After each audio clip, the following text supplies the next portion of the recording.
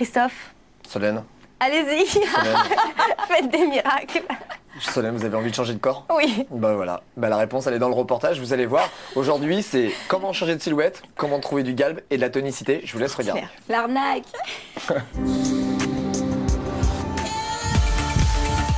J'ai la chance d'être aujourd'hui dans un cadre magnifique. Alors c'est important de pouvoir profiter de la nature, de respirer. Aujourd'hui je vous propose une séquence spéciale cuisses et fessiers pour travailler le galbe et la tonicité. Allez, c'est parti.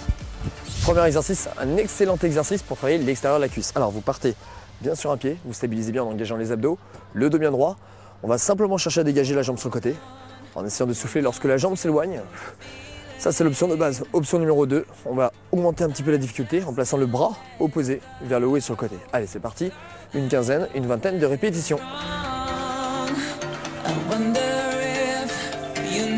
Deuxième exercice, il s'agit surtout d'un exercice de force. Alors je sais, quand on parle de force, ça fait peur, mais c'est surtout pour donner de la puissance au niveau des cuisses et des fessiers. Placez un pied devant, un pied derrière, fléchissez la jambe pour placer la main opposée au sol, et de là, hop, on élève le genou et on redescend la position de départ. Allez, une dizaine, une douzaine de répétitions suffisent pour travailler le quadriceps et la fesse. Pour chaque exercice, pensez à refaire l'enchaînement de l'autre côté. Troisième exercice, un exercice toujours autour de la puissance, mais cette fois avec un déplacement pour rendre l'exercice encore plus fluide. Partez, les pieds parallèles, alors attention au dos. On fléchit et extension. Ces trois exercices vous permettent de travailler la puissance des cuisses, des fessiers, mais aussi du cardio. Ils sont pas si faciles. Je vous souhaite bon courage, à bientôt. Alors avec tout ça, on change de corps. Si on le fait tous les jours un petit peu, c'est ça? Alors, bon, je vais revenir un petit peu en arrière. Vous changez en tout cas la partie inférieure de votre corps. C'est déjà pas mal, on a fait 50% du travail. Mais si, c'est quand même pas mal. C'est quand même pas mal. Non, sincèrement, c'est vrai, je grossis les choses et en même temps, c'est réel. On a de l'engagement physique, on a un travail de puissance, on veut travailler du galbe, on veut travailler la tonicité des cuisses, pardon. Ces exercices-là vous permettent vraiment d'avoir ces objectifs-là. Donc c'est quand même. Faut faire ça combien de fois? Faut le faire régulièrement, au moins 3 fois par semaine. Alors pas que 3 exercices, bien sûr. Faut les intégrer dans une séance complète où vous allez faire un échauffement, vous allez avoir une vraie préparation, vous allez faire un travail complémentaire pour les muscles du dos, pour les abdos, pour la taille.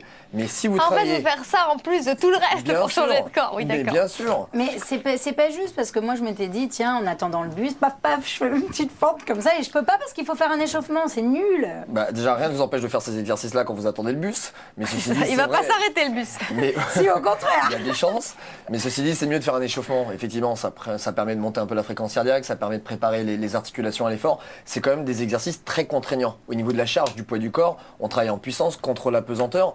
L'exercice numéro 2, celui que l'on vient de voir où on fléchit les jambes et qu'on reprend l'appui sur une seule jambe, celui-là si vous le faites ne serait-ce que 10 répétitions, 15 répétitions sur une jambe, vous allez voir que ça sature très très vite. Si vous le faites régulièrement, je peux vous assurer que vous allez prendre en puissance et en galbe au niveau des cuisses et des fessiers. Et l'exercice, on vous voit sauter comme ça. Ça me fait sur mal, la rien petite que colline. de vous voir. Mais ouais, mais moi aussi j'ai mal aux genoux quand je le fais.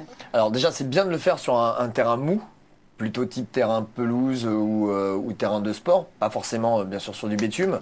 Ensuite, là je l'ai fait avec je dirais toutes les options difficiles où on a le travail en explosivité, où on va sauter justement pour avoir encore un peu plus de vitesse, de réactivité sur les jambes. Avec un dénivelé en plus. Maintenant voilà, effectivement, vous voulez le faire et vous avez un problème de genou, un problème de hanche, un problème de dos, déjà vous ne sautez pas. Premièrement. Deuxièmement, au lieu de monter la petite côte, vous restez sur place et vous essayez de travailler. Après, je vous mens pas que le résultat il sera pas le même. C'est logique. Moins d'implication, moins d'efforts, forcément un résultat existant, mais qui sera quand même plus petit que le résultat où vous aurez le travail de force dans la côte, c'est sûr. On a perdu Carole. Moi je trouve que ce sont des excellents exercices, surtout en cette période hivernale où on a besoin de se réchauffer, de régénérer ses muscles. Je trouve que c'est très bien d'un point de vue énergie, en tout cas. Alors, une petite question pour ce genre d'exercice où on saute, où on retombe toujours sur ses pieds. Quelles chaussures, idéalement, vous préconisez? 10 cm. Voilà, merci Solène, je ne savais pas comment le dire. Quelles chaussures? Non, des chaussures de sport, plutôt des chaussures de running, bien évidemment. Vous allez avoir une gomme, un amorti qui va vous permettre d'avoir un bon maintien. Mais À la limite, Pas de simple tennis. Bah, non, de toute façon, c'est une question un peu embarrassante parce que on est tout le temps à conseiller aux gens de faire du sport, donc d'avoir quand même un minimum de matériel et de bouger. Maintenant, de dire, voilà, vous devez impérativement avoir telle paire de chaussures, j'aime pas. C'est faites un peu de sport. Si vous avez déjà une paire de baskets, c'est déjà bien.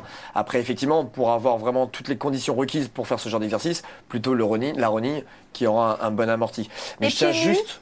Non, pieds nus, je suis pas. Moi, je suis pas adepte. Mais les fontes à la maison, devant la télé, là. Ou alors sur une plage de je suis pas sable. adepte. Les articulations sont quand même très fragiles. C'est des petits muscles, c'est des petits os. Donc rien que quand je fais ça à la maison, il faut que je mette mes baskets, etc. Bah peut-être pas parce que vous avez le tapis qui va vous empêcher de déraper déjà. Mais si vous le faites sur un parquet pieds nus, je suis pas sûr que ça soit la meilleure façon de tenir en équilibre. Moi, je tiens juste à souligner que les athlètes font ce genre d'exercice et quand vous regardez une sprinteuse. Une fille qui fait de l'athlétisme, elle a des beaux muscles, peut-être un peu volumineux, parce qu'à côté de ça, il y a un gros travail de musculation. Mais si vous enlevez l'aspect musculation, le galbe de la cuisse, de la fesse, elle l'a. Pourquoi? Parce que ce sont ce genre d'exercices qu'elle fait au quotidien. Eh bien, merci beaucoup, Caroline. Christophe. C'est pas Pas grave. du tout. Appelez-moi Caroline.